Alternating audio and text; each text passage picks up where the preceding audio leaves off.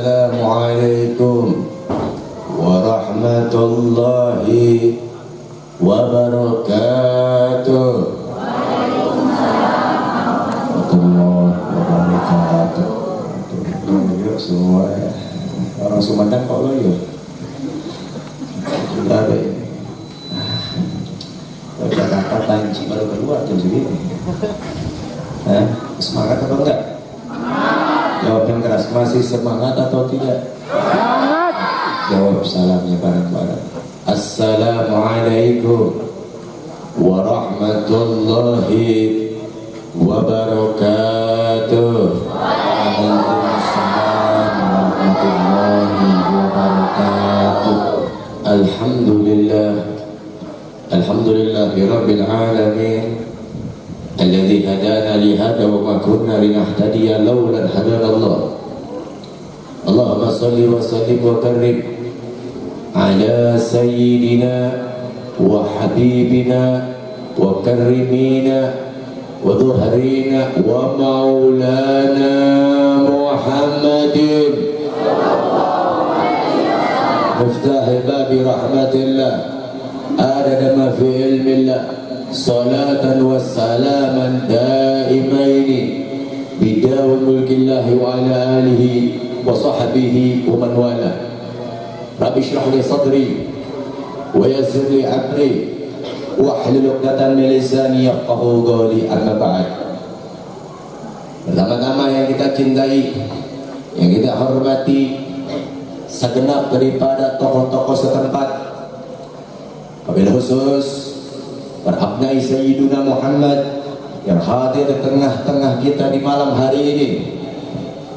Yang pertama ada Sayyid Al-Habib Reza bin Ahsan, dan juga ada saya punya adik Al-Habib Syaikhan bin Abdurrahman bin Jindan, dan juga seluruh masyarakat dan tokoh-tokoh setempat, wabil khusus RT RW Lurah.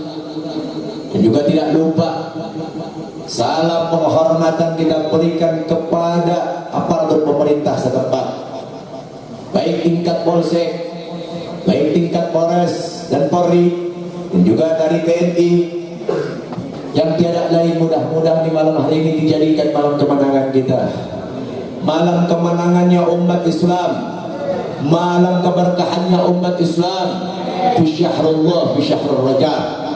Dan juga mudah-mudahan di bulan Rajab ini Allah Subhanahu wa ta'ala memberikan kita istiqomahan di jalannya, tidak keluar di bulan Rajab melainkanlah mendapatkan dambaan kita daripada baginda Sayyiduna Muhammad. Alhamdulillah, penuh anugerah Allah Subhanahu wa ta'ala. Di malam hari ini Allah tempatkan kita di tempat dan barisan yang Allah pilih sebaik mungkin. Mengapa kita dipilih oleh Allah Subhanahu wa ta'ala? Sedangkan kita lihat di luar sana, di jam ini, di waktu ini, di malam hari ini, banyak umat baginda Sayyiduna Muhammad yang masih menyalakai dirinya sendiri. Banyak umat Nabi Muhammad di luar sana sampai hari ini yang masih melukai hatinya Rasulullah. Sedangkan Allah Subhanahu wa ta'ala memilih kita duduk bersama-sama yang tiada lain untuk meminta ampunan kepada Allah Subhanahu wa ta'ala. Karena di bulan Rajab ini salah satu nama bulan Rajab adalah bulan pengampunan dan turunnya ampunan dari Allah Subhanahu wa ta'ala. Sebagaimana yang Allah sebutkan dalam Al-Quran, A'udzu billahi minasyaitonir rajim. Bismillahirrahmanirrahim. Subhanalladzi asra bi 'abdihi lailan minal masjidil haram ila al-masjidil aqsa alladzi barakna haulahu linuriyahu min ayatina innahu huwas samiul basir. Wa qala Rasulullah sallallahu alaihi wa sahbihi wa sallam, inna ar-rajab syahrullah wa sya'ban syahri wa ramadan syahra ummati. Kita diajarkan oleh Allah Subhanahu wa ta'ala di bulan Rajab ini, dan tidak juga diajarkan oleh para alim ulama, wabil khusus diajarkan oleh baginda Nabi besar Muhammad bahwasannya bulan Rajab adalah bulan sebaik-baiknya kita kembali kepada Allah Subhanahu wa taala. Sudah waktunya kita berdiri membuka mata dan kembali kepada Nabi Yuna Muhammad. Karena kita tidur terlalu lama, melupakan Allah dan melupakan Nabi-Nya. Kita diberikan oleh Allah Subhanahu wa taala melalui Nabi besar Muhammad agar kita sadar. Kita diberikan kabar dengan peristiwa-peristiwa yang Nabi Muhammad lalui saat Isra Mi'rajnya. Wabil khusus di dalam riwayat diceritakan bagaimana Isra Mi'rajnya Rasulullah, diceritakan perjalanannya dari Baitul Haram ke Baitul Maqdis sampai naik ke Sidratul Muntaha. Rasulullah saat Isra bepergian dari Baitul Haram menuju Baitul Maqdis itu dikejutkan dengan beberapa tragedi. Yang diantaranya disebutkan dalam riwayat, Rasulullah melihat gerombolan orang-orang yang kepalanya pecah lalu kembali lagi seperti semula. Saat kembali dengan semula, pecah lagi kepalanya. Lalu ditanya oleh Nabi Muhammad kepada malaikat Jibril, "Man hum ya Jibril? Siapakah mereka wahai Jibril?" Kemudian malaikat Jibril berkata, "Ya Rasulullah, sesungguhnya mereka ini adalah pemilik kepala yang mempunyai kepala, akan tetapi berat untuk melaksanakan sholat fardu." Ini di sini banyak nggak yang sering nggak sholat? Di Sumedang banyak yang nggak sering sholat? Banyak enggak? Wah, ini depan orang aja nggak ngaku, apalagi sama Allah. Banyak nggak yang nggak sholat? Kalau kita nggak tobat, nasib kita kayak bakal segini, bakal kayak begini nasib kita. Karena sholat ini salah satu definisi keagamaan, definisi syariat Nabi. Sehingga Rasulullah mengatakan dalam hadisnya, "Awwalu ma yuhasibu fi shalah, in qubilati shalah qubilatu jami'il a'mal, wa in ruddati shalah ruddatu jami'il a'mal." Yang pertama kali nanti kita dihisab oleh Allah Subhanahu wa taala di yaumil qiyamah menjelang. Yang dipertanyakan sholat kita, yang dipertanyakan sholat kita, mau RT, mau gubernur, mau presiden, semua dihisab oleh Allah Subhanahu wa taala. Dan apabila sholat kita baik, lurus, maka semua amalan-amalan kita ikut lurus dan baik. Dan apabila kalau sholat kita rusak, hancur, maka semua amalan kita yang dikerjakan di luar sholat itu semua ikut hancur. Karena yang dilihat adalah sholat. Yang dipertanyakan sholat pertama kali. Sehingga Nabi Muhammad mengatakan hal semacam ini. Apalagi kalau di kita ini sholat subuh yang paling berat. Ini kepala kayaknya isinya setan semua. Datang waktu subuh pura-pura gila, malam begadang. Dia udah tahu nih, masuk subuh tidur. Banyak nggak begini? Banyak nggak? Main game. Contoh, remaja sekarang tuh banyak yang begadang main game. Dari jam 8 malam ba'da isya sampai larut jam 3 udah tahu masuk subuh. Pura-pura gak lihat jam, tidur. Ada nggak? Ada yang gini? Ada. Jangan bilang nggak ada. Ada. Apalagi sholat subuh, banyak kepala yang isian setan. Kenapa kau disebut isi setan? Karena Nabi Muhammad berkata, "Basyiril masya'ina fi dhulami masajidi min nuri tami yaumil qiyamah." Justru Rasulullah mengatakan, kasih kabar gembira kepada orang-orang yang pergi dari rumah menuju masjid di waktu gelap hari, maka besok orang tersebut dibangkitkan di hari kiamat dengan cahaya yang sempurna.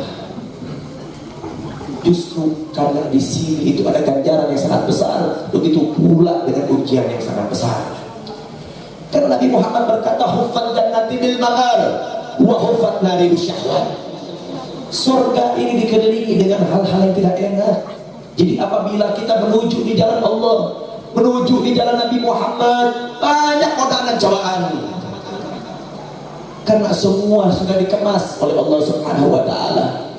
Di mana ada untung, pasti ada rintangan. Di mana ada hadiah, pasti ada cobaan. Sehingga Nabi Muhammad berkata semacam itu, dan sebaliknya, wa huffat nari bisyahwat, dan neraka ini dikelilingi dengan hal-hal yang menurut kita ini enak. Maka disebut itu adalah nafas, hawa nafsu. Hawa nafsu. Maka orang-orang sekarang banyak yang ngomong gak? Coba deh, mana yang muda-muda ini, lagi yang kecil-kecil. Zaman sekarang ini Pak, banyak yang ngomong Pak. Coba tanya deh, sama anak-anak muda tanya.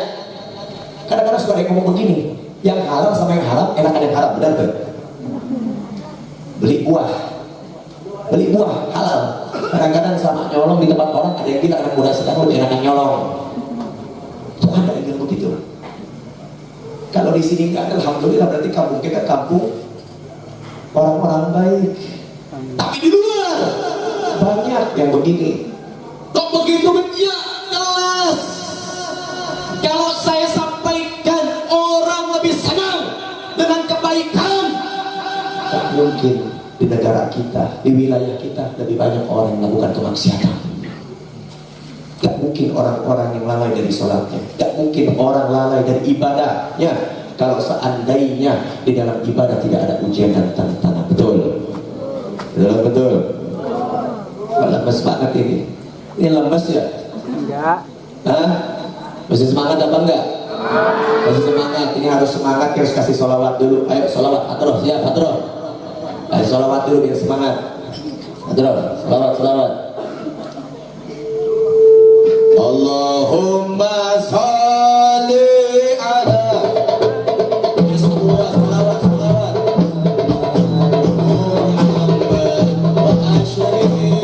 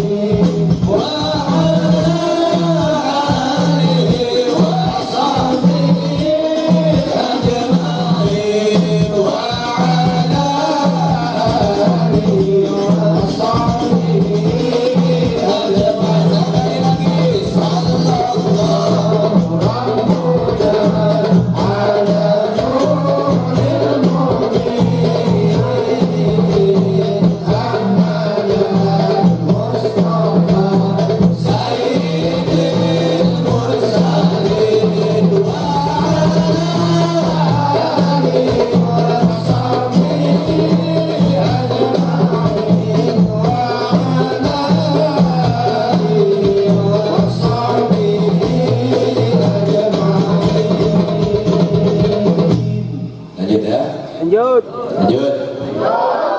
Semangat loh. Kemudian setelah Nabi Muhammad melihat peristiwa orang-orang memecahkan kepala, lalu Nabi Muhammad melihat ada tragedi yang lain. Di situ Nabi Muhammad melihat dengan begitu penakjuban, begitu gelisah, dan serta kaget Nabi Muhammad melihat ada gerombolan orang-orang. Di mana orang-orang ini dikubur dan duburnya ini ya semacam dikasih tambalan. Terus ini gerombolan orang-orang ini memakan rumput seperti unta dan domba. Gak sampai di sana, selain dia memakan rumput, juga dia memakan daripada tanaman yang bernama ghahari, dan juga ada satu lagi, itu tanaman, dua tanaman ini dia disebut tanaman yang paling amat pahit, bahkan binatang pun tidak sanggup memakannya. Makan. Setelah dimakan, dilihat Nabi Muhammad gak selesai di sana. Dia pun melihat ada gerombolan orang-orang yang selain memakan tanaman pahit, juga dia memakan batu dari api neraka jahanam. Ditanya sama Rasulullah, "Man ya Jibril?" Siapakah mereka wahai Jibril? Maka Nabi Muhammad bertanya seperti itu. Jibril menjawab, "Ya Rasulullah, sesungguhnya mereka adalah orang-orang yang tidak pernah membayar zakat, tapi Allah Subhanahu wa Ta'ala tidak pernah sedikit pun menzaliminya." Ini kayak kita sekarang di sini. Kita banyak lihat orang. Kita lihat banyak orang yang nggak benar, yang nggak beriman sama Allah, sekalipun tunjuk dia munafik, tapi sampai sekarang Allah kasih adem ayem sama dia. Sebutlah dia orang-orang yang telah mengintimidasi ulama. Sebutlah dia orang-orang yang telah mengintimidasi rakyat. Sebutlah dia orang-orang yang menghalangi daripada ajarannya Allah. Sebutlah mereka orang-orang yang benci terhadap para alim ulama. Mereka hidupnya enak, adem, tapi mereka nggak sadar besok yaumil kiamah dia orang pertama yang dihisab oleh Allah Subhanahu wa Ta'ala. Kemudian nggak sampai di sana, saudara, masih ada. Setelah kejadian itu, Nabi Muhammad berjalan lagi dan melihat ada gerombolan orang-orang yang memotong lidahnya. Setelah dipotong lidahnya, nyambung kembali lidahnya. Ditanya oleh Nabi Muhammad, "Mana dia Jibril? Siapakah mereka wahai Jibril?" Maka Rasulullah mengatakan seperti ini. Jibril berkata spontan, "Ya Rasulullah, sungguh mereka adalah orang-orang sebagai tokoh. Mereka orang-orang yang sering ceramah, sana sini ceramah, tapi dalam ceramahnya sering memfitnah orang lain, dan apa yang disampaikannya tidak pernah diamalkan terhadap dirinya, sehingga besok orang tersebut akan memotong lidahnya sendiri dengan gunting besi." Di kita sekarang, Masya Allah, banyak orang-orang begini. Di mimbar bicara, Masya Allah, hak bicara. Begitu datang orang ngasih amplop, bayangin ngasih amplop buat ngejual iman, ngejual cinta buat Nabi Muhammad, merelakan rindunya selama ini dinantikan kepada Rasulullah hanya demi satu amplop. Makanya suka keluar sekarang yang disebut imanuhum bi amplop. Ada kayak gini di mimbar ngaku, saya pecinta dengan imam besar Habib Muhammad Rizik bin Hussein bin Syihab, saya pecinta para alim ulama, saya pecinta para habaib, tapi di belakang mereka menusuk kita dari belakang. Tapi di belakang mereka ingkar kepada Allah. Tapi di belakang mereka ingkar terhadap Nabi Muhammad yang mestinya dijaga, malah mereka telantarkan yang mestinya dia hindari, malah dia ambil sebagai pedoman. Ini kebiasaan. Nah, nanti dia milik kiamat orang semacam ini orang yang pertama disiksa. Bahkan di dalam riwayat disebutkan orang yang pertama kali disiksa terlebih dahulu sebelum orang yang nyembah berhala disiksa. Karena dari semuanya orang yang bakal disiksa lebih utama adalah orang yang nyembah berhala. Tapi ada yang lebih dulu. Siapakah dia? Dia orang-orang yang sering mengatasnamakan Allah, mengatasnamakan nabinya, mengatasnamakan ulamanya, tapi dia jual agamanya. Maka disebut munafik. Man yudharul Islam wa yudharul kufur. Hanya saja menunjukkan keislaman tapi hatinya kafir. Kalau saya tanya, jawab yang kencang zaman sekarang yang begini banyak apa enggak? Banyak apa enggak? Subhanallah. Apa kita sudah lalai kepada Nabi Muhammad? Apa kita sudah lupa dengan jasa-jasa Nabi Muhammad? Apa kita sudah lupa dengan hadis-hadisnya Nabi Muhammad? Apa kita sudah buta dengan apa yang diamanatkan oleh Nabi Muhammad? Sekiranya bukan nggak tahu, tapi bukan pura-pura nggak lihat, pura-pura nggak tahu, pura-pura nggak ngucap. Kalau saya tanya, coba jawab pakai akal sehat. Kalau saya tanya, antara Indonesia ini banyak provinsi, taruhlah kita ambil 2 provinsi antara di Jakarta dan di Jawa Barat. Kalau saya tanya, ada satu Habib yang paling dibenci saat ini, ada satu Habib yang paling ditakutin di saat ini. Kenapa ditakutin? Karena satu Habib ini dakwah dengan cara nahi munkar, dengan cara yang orang-orang sering tidak melakukan, dengan cara orang-orang yang tidak melakukan karena berat. Kalau saya tanya, Jakarta, semua Jakarta kira-kira semua senang nggak sama Habib Rizik? Jawab. Pasti nggak senang. Ada yang nggak senang loh. Satu Jawa Barat. Kalau saya tanya umat muslimnya saja, kita nggak tahu non muslim, umat muslim di Jawa Barat masih ada yang nggak senang sama beliau? Banyak. Tapi kalau saya tanya antara Jakarta dan Jawa Barat, kalau saya sebut mereka orang-orang yang benci, yang mengaku umat Nabi, mereka tahu tidak bahwa Habib Muhammad Rizik ini adalah seorang cucunya Nabi besar Muhammad? Tahu nggak? Tahu mereka. Jangan jauh-jauh. Kita buka lembaran yang belum lama ini. Kita punya guru Al-Habib Bahar bin Ali bin Smith. Saat beliau di sidang, dilaporkan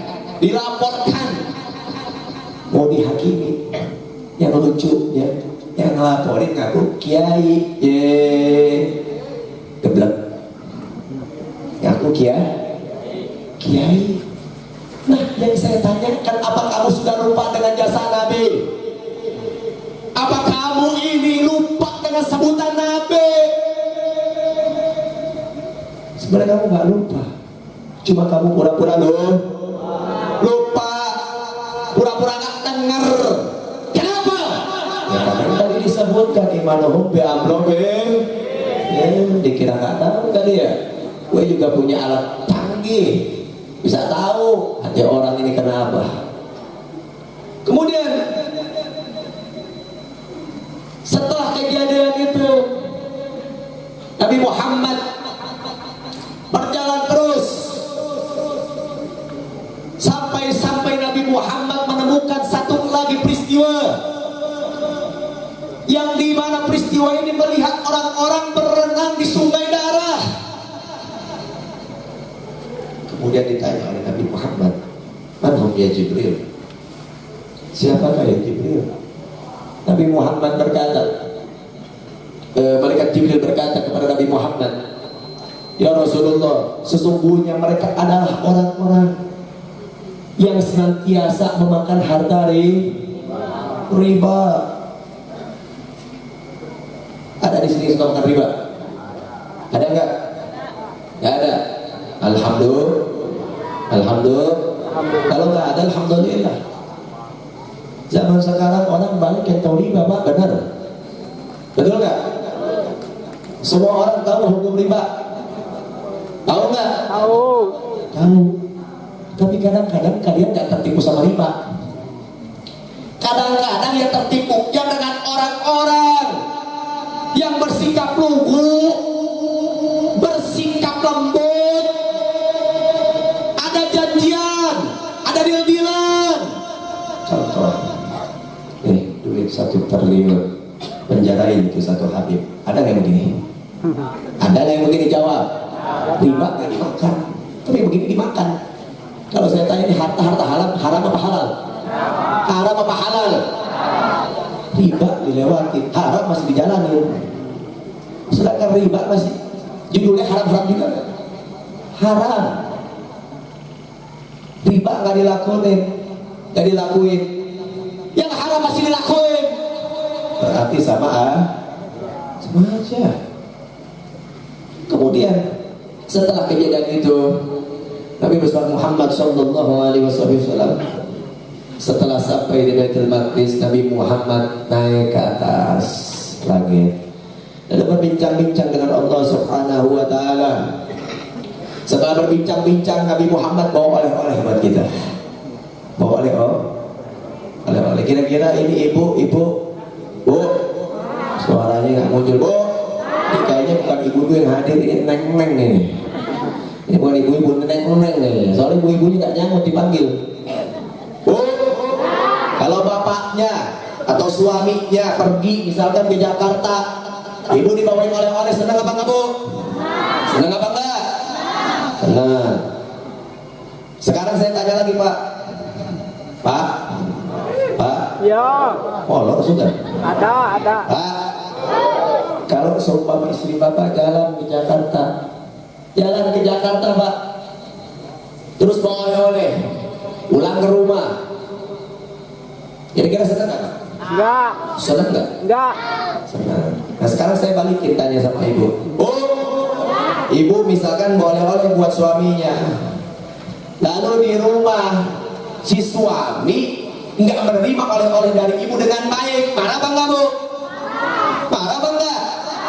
Bapak, saya tanya bapak-bapak, Bapak pulang dari Jakarta bawa oleh-oleh, terus ngasih oleh-oleh ke istri, terus gak diterima dengan baik, dengan istri tanpa akhlak, kira-kira yang jadi suami marah apa enggak? Jawab yang keras, marah apa enggak?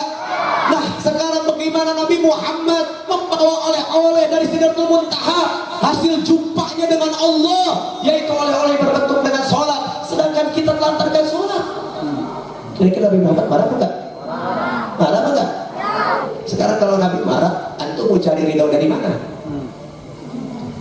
Kalau Nabi sudah marah, dikunci semua. Kalau Nabi sudah marah, dikunci semua ridho. Karena cara cepat mendapatkan cinta atau ridhonya Allah adalah dengan mencintai Nabi besar Muhammad. Allah telah menyebutkan dalam Al-Quran, in kuntum tuhibbunallah, katakan wahai Muhammad, jikalau mereka cinta kepada Allah, maka cintailah aku, fattabi'uni, cintai aku. Siapa aku? Ini adalah Rasulullah. Kalau mereka sudah cinta kepadamu, wa yuhibbukumullah, maka Allah pun akan cinta kepadanya. Kalau Allah sudah cinta kepadanya, dapat hadiah dari Allah. Apa hadiahnya? Wa yaghfir lakum dzunubakum, maka Allah akan mengampuni dosa-dosanya. Nah kita mudah-mudahan di sini menjadi orang-orang yang diampuni dosa-dosa kita oleh Allah Subhanahu wa taala. Alhamdulillah kita berada sekarang di 2 titik bulan mulia. Sebelumnya kita sudah lalui bulan Maulid, bulan peringatan kelahirannya baginda Sayyiduna Muhammad. Lalu sekarang kita mau masuk ke bulan yang sangat agung, yang diantara nama bulan tersebut adalah Syahrul Furqan, yaitu adalah bulan Al-Quran.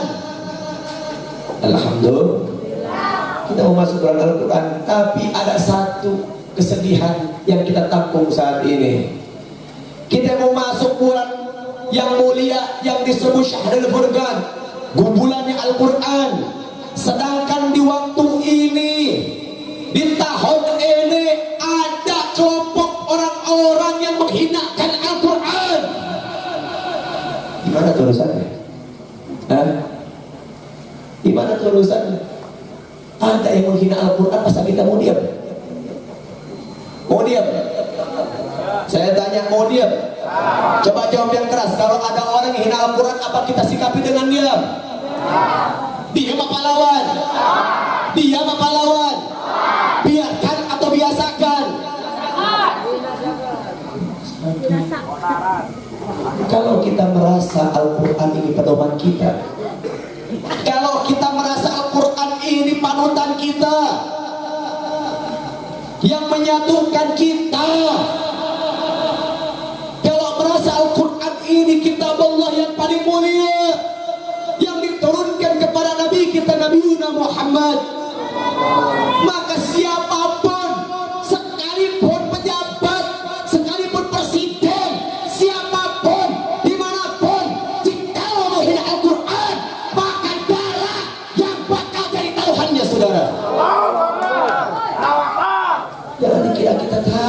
Enggak, kita nggak takut.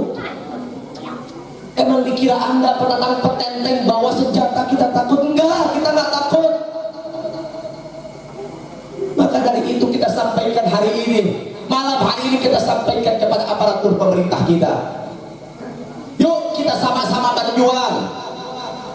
Kita sama-sama berjuang, bubarkan sekalian bubarkan grup Swedia. Bubarkan kalau perlu Swedia dan Denmark, putuskan sebuah pekerjaan yang sangkut paut dengan Indonesia. Gak pantas kita pertahankan pekerjaan dengan penista agama, betul. Gak pantas kita pertahankan usaha kita dengan penista Al-Quran, betul. Karena Al-Quran pedoman kita. Semua sejarah dalam Al-Quran. Karena Al-Quran adalah imam kita yang besok ditanya di alam kubur. Adalah salah satunya adalah Al-Quranul Karim. Jadi kalau sekarang orang bilang takut, enggak, kita nggak takut. Mau musuhnya siapa nggak takut.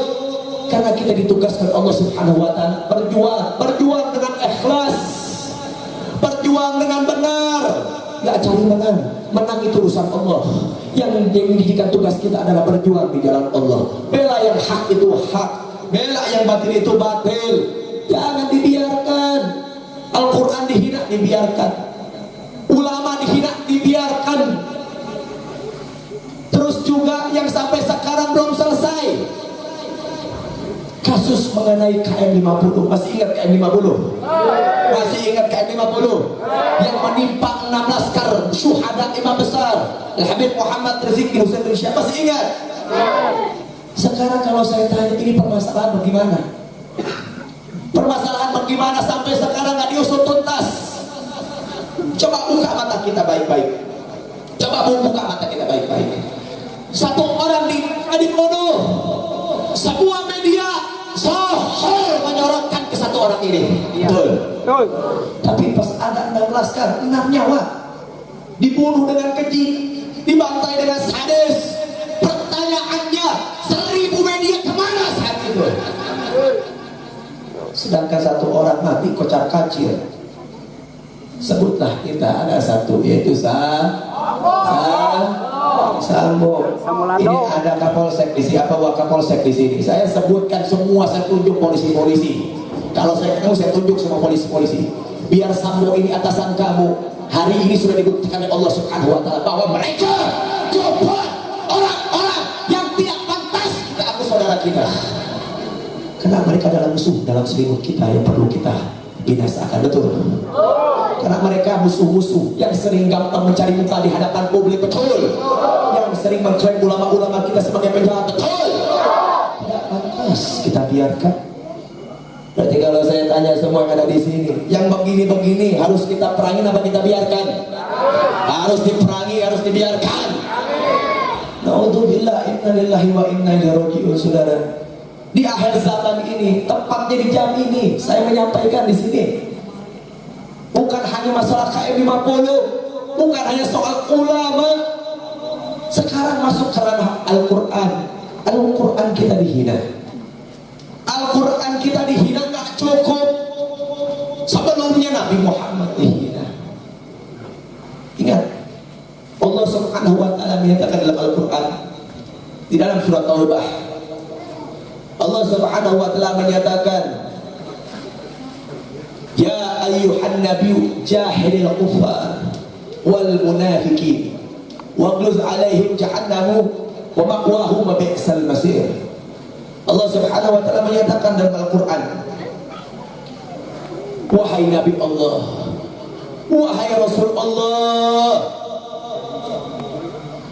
angkat pedangmu, angkat pedangmu, lawanlah, binasakanlah antara orang kafir dan orang munafik. Karena sesungguhnya mereka akan dikembalikan ke tempat yang sangat buruk, yaitu neraka jahanam. Jadi kita bilang perang ini bukan berarti kita gak punya dalil, enggak. Kalau orang bilang perjuangan ini disebut teroris, berarti sama saja menghapuskan ayat Allah. Kalau kita sebut ta'muruna bil ma'ruf wa tanhauna berarti sama saja kita menghapuskan ayat ya Allah na'udzubillah summa na'udzubillah. Dan sekarang ditafsirkan lagi oleh para alim ulama, ayat ini turun kalau sudah dilihat Islam direndahkan, ulama dihinakan, Nabi Muhammad dihinakan, agama disengsarakan, maka saat itu kata ulama tafsir, angkat perang kalian karena Allah telah memberikan aba-aba perang. Sallallahu Nabi Muhammad. Ini Allah yang menyampaikan, saudara. Bukan kita yang menyampaikan. Panggilan perjuangan itu langsung dari Allah Ta'ala. Dan panggilan orang yang berjuang mutlak Allah yang memilih. Dan panggilan orang-orang berjuang adalah orang-orang yang dicintai oleh Allah Subhanahu Wa Ta'ala. Kalau bagi orang yang telah berjuang, maka apa yang diharapkan semua mereka akan dapatkan. Sehingga Nabi Muhammad Sallallahu Alaihi Wasallam menyatakan dalam hadis 6 keutamaan orang yang mati syahid. 6 keutamaan orang yang mati syahid.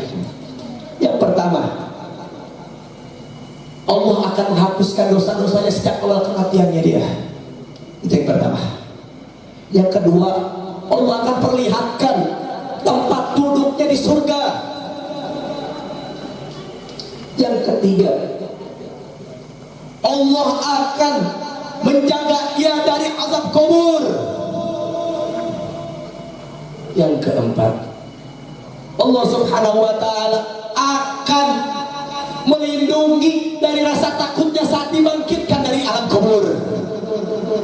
Yang kelima, Allah Ta'ala akan memberikan mahkota kemuliaan, yang dimana di mahkota tersebut beberapa ribuan permatanya. Jikalau satu permatanya dilihatkan, maka lebih mulia dari dunia dan seisinya. Yang keenam ada 2 isi. Yang pertama, dia akan dikawinkan dengan 72 bidadari di surga. Dan plus diberikan hak untuk memberikan syafaat terhadap 70 anggota keluarganya. Subhanallah. Lihat orang-orang yang mati syahid, 6 keutamaan ganjaran yang Allah berikan kepadanya. Nabi yang mengatakan, yang diriwayatkan oleh Imam Tirmidzi, oleh Ibnu Majah, 6 keutamaan ini menjadikan coreng, menandakan bahwa orang-orang yang berjuang di jalan Allah, yang semangat mengobarkan api perjuangan, dialah orang-orang yang telah dipilih oleh Allah Subhanahu wa Ta'ala. Maka kita sampaikan kepada mereka yang masih penasaran, yang masih sampai sekarang menghinakan agama kita, menghinakan ulama kita, menistakan Al-Quran kita. Kita sampaikan kepada mereka, kalau perang, siapkan tempatnya, siapkan waktunya. Kami umat Islam tidak akan pernah mundur walaupun satu langkah. Saudara-saudara, ayo angkat tangannya semua. Allahu Akbar, Allahu Akbar, Allahu Akbar. Sallu ala Nabi. Jangan takut, kita nggak takut, saudara. Mati sudah ditentukan kapan kita mati. Tapi kita memilih mati tidak dengan cara mengenaskan, saudara. Kita pilih mati yang paling mulia, yaitu mati syahid, gugur di medannya Allah Subhanahu wa Ta'ala. Lihat, dulu ada satu anak kecil, saudara. Dulu ada satu anak kecil di zaman Nabi Muhammad. Itu saat peperangan dimulai, itu datang 2 anak kecil. Ini 2 anak kecil ini, yang satu usianya 14 tahun, yang satu usia 13 tahun. Kalau saya bilang ibu-ibu, bapak-bapak umur 13-14 tahun masih kecil kan? Masih kecil ya? Ini umur 14 tahun, 13 tahun. Dia ikut perang sama Nabi Muhammad. Dia ikut perang, nyelonong. Dia nanya sama satu sahabat Nabi, "Paman, tolong tunjukkan di mana Abu Jahal." Akhir ini sahabat Nabi melihat ini anak kecil yang ikut berjuang. Akhirnya sahabat Nabi melihat anak kecil yang ikut berjuang ini, sahabat Nabi bukan ragu, bukan, tapi karena ngelihat keadaan yang masih kecil, gak mungkin dia bisa menandingi Abu Jahal. Ditanyalah, mau apa kau wahai anak? Menanyakan tentang Abu Jahal. Ya aman. Yang satu ngomong, saya datang ikut perang bersama Nabi Muhammad. Itu tujuan kami untuk membunuh Abu Jahal. Yang satu ngomong, paman, ketahuilah, aku ikut perang. Aku telah diizinkan oleh kedua orang tuaku untuk membunuh si sang penista agama, untuk membunuh orang-orang yang sering menghina Nabi Muhammad. Di zaman yang gak ada lain selain Abu Jahal. Ya, kalau dulu Abu Jahal, sekarang Abu Janda ya. Ya, dulu Abu Jahal, sekarang Abu Janda ya. Benar gak? Itu akhirnya anak kecil ketika bertanya begini nggak dikasih tahu sama sahabat Nabi. Akhirnya ini anak kecil ngotot tetap sama ini sahabat. Wahai paman, tunjukkanlah mana Abu Jahal. Tanganku sudah gatal, sudah tidak tahan, ingin memenggal kepalanya Abu Jahal. Syuk, anak kecil datang tanpa orang tua, ikut perang di medan pertempuran. Akhirnya ini anak kecil ditunjukkan sama ini satu sahabat. Ya sudahlah kalau begitu. Tuh Abu Jahal tuh yang itu tuh. Anda bukan nunjuk antum, ini contoh. Mari itu ditunjuk. Tuh Abu Jahal. Tuh dia yang namanya Abu Jahal. Ini anak kecil Pak, Bu. Ini dua anak kecil begitu tahu Abu Jahal, dia nggak panjang ngomong. Dua-duanya lari. Ternyata dua anak kecil ini sedang dilomba siapa yang bisa bunuh Abu Jahal, maka dia menang. Subhanallah, dia anak kecil hatinya berkobar berjuang di jalan Allah. Dia lari mau menembas Abu Jahal, kesulitan. Yang satu mau menembas juga kesulitan. Akhirnya yang umur 13 tahun dia tidak bisa ngapa-ngapain karena sulit Abu Jahal di atas kuda. Akhirnya dia cuma mampu menebas kaki kudanya sehingga jatuh.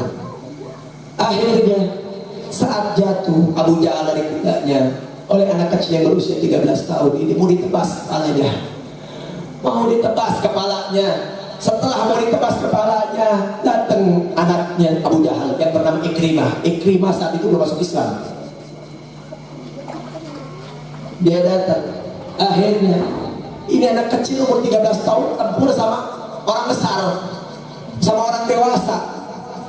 Secara akal Pak, masuk akal nggak anak kecil berantem sama orang dewasa? Enggak. Di kita aja anak kecil mau berantem sama orang dewasa cuma bisa ngomong doang, disuruh lari kan? Dia meladenin. Karena apa? Karena dia haus ingin syahid di jalan Allah. Akhirnya dia berantem, tempur. Ternyata saat pertempuran berlangsung, anak kecil itu gugur anak kecil itu. Yang satu gugur umur 14 tahun, umur 14 tahun. Dia mau menebas ayahnya. Itu siapa anak kecil mau menebas ayahnya Ikrimah, yaitu Abu Jahal. Ikrimah langsung serentak, refleks. Dia tebas kena tangannya si anak kecil usia 14 tahun. Itu tangan anak kecil putus Pak. Ini anak kecil berjuang, putus tangannya, ditebas. Karena dia tadi mau menebas Abu Jahal. Dia mau menebas Abu Jahal, tahu? Dia mau menebas Abu Jahal sembari berkata, sekarang hari ini hayatku sudah berakhir. Hei orang yang telah mendustai Allah, hei orang yang telah menghina Nabi Muhammad. Ini anak kecil benci sama Abu Jahal karena Abu Jahal sering menghina Nabi Muhammad. Anak kecil ini tidak suka karena dia sering mendustai Nabi Muhammad. melukai Nabi Muhammad. Sampai-sampai Pak, setelah tangannya itu ditebas putus, itu masih ngegantung di kulit tangannya, udah putus tapi masih ngegantung. Akhirnya itu tangan gak putus, dia buru-buru lari menghampiri Nabi Muhammad. Dia lari dengan secepat mungkin menghampiri Nabi Muhammad dengan bawa tangan yang tinggal gantung di kulit. Di pertengahan jalan, setelah dia sebelum dia sampai ke Nabi Muhammad, dia mengambil tangannya itu yang digantung di kulit, udah mau putus, sambil nahan sakit itu Pak. Itu tangan dia yang digantung di kulit Pak, dirobek, ditarik. Apa kata dia? Hei tangan, kau kalau sudah buntung aja, jangan menghalangiku untuk menghampiri Nabi Muhammad. Dibuang tangannya. Kenapa? Karena anak kecil ini semangat berjuang di jalan Allah, karena mereka rindu syahid di jalan Allah. Maka kalau saya sampaikan kepada orang-orang, hei wahai orang-orang, wahai hadirin, wahai manusia, mati syahid itu gak gampang. Mati syahid itu gak gampang. Dalam artian apa? Nih orang-orang tua zaman sekarang, anaknya mau ikut berjuang untuk ngilu, di sini sama polisi. Jangan ngilu, jangan ikut, nanti dibantai. Suami dan istri berjuang di jalan Allah Pak, jangan ikut-ikutan, nanti kena polisi Pak. Intinya di sini kamu cari mati syahid aja, belum tentu kamu dipilih oleh Allah. Apalagi kamu hindari mati syahid. Kamu tahu sahabat Nabi dulu? Ada sahabat yang bernama Khalid bin Walid, tahu? Sahabat Nabi Khalid bin Walid ini salah satu panglima. Salah satu panglima Nabi, salah satu panglima Islam. Khalid pernah satu kali Pak menangis Pak, meneteskan air matanya. Nangis Khalid dengan drastis. Ditanya oleh sahabatnya, wahai sahabatku, wahai Khalid bin Walid, mengapa kau menangis? Mengapa kau bersedih? Ya, aku drastis menangis.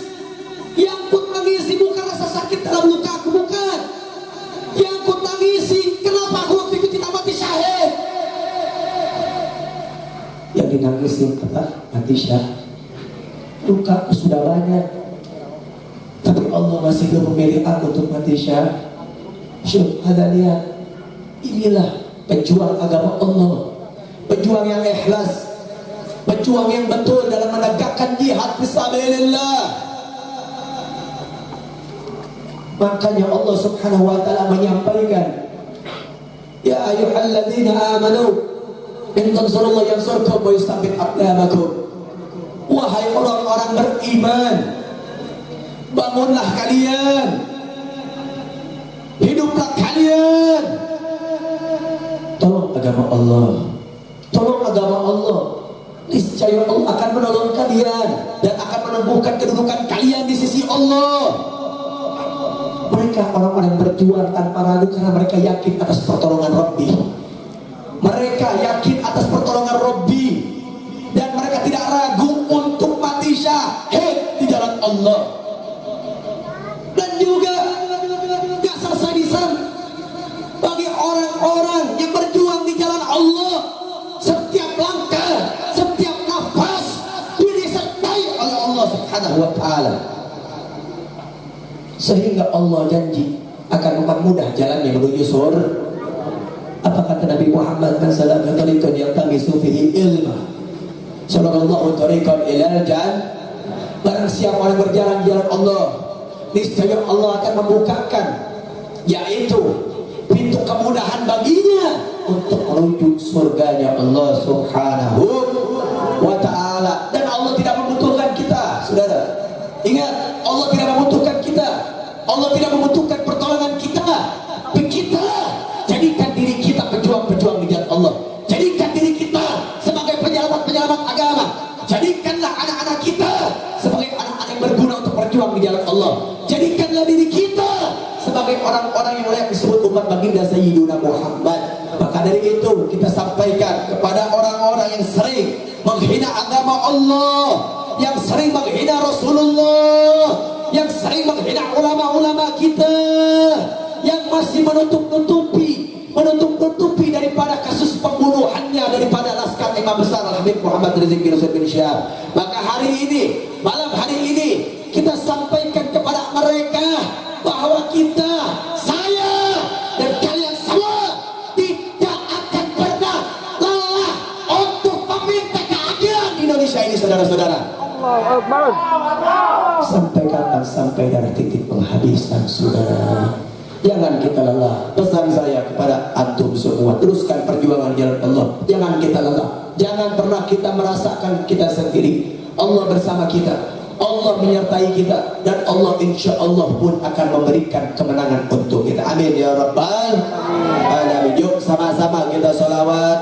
Tapi saya minta berdiri semua sholawatnya. Kita berdiri semua. Kenapa? Biar kita khusyuk.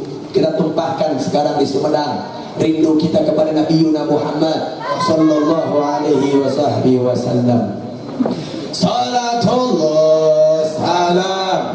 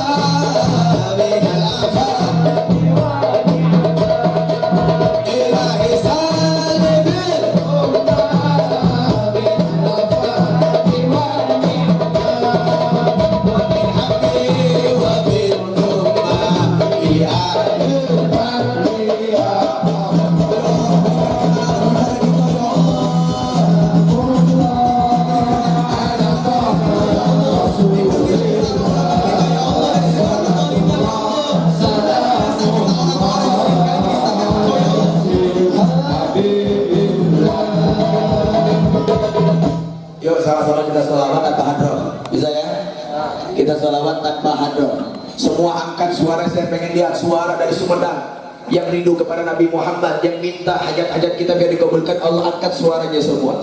Salatullah salamullah ala taha rasulillah. Salatullah salamullah ala yasin habibillah.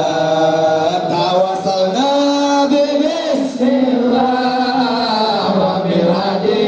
Rasulillah, tawassalna suaranya Nabi Muhammad.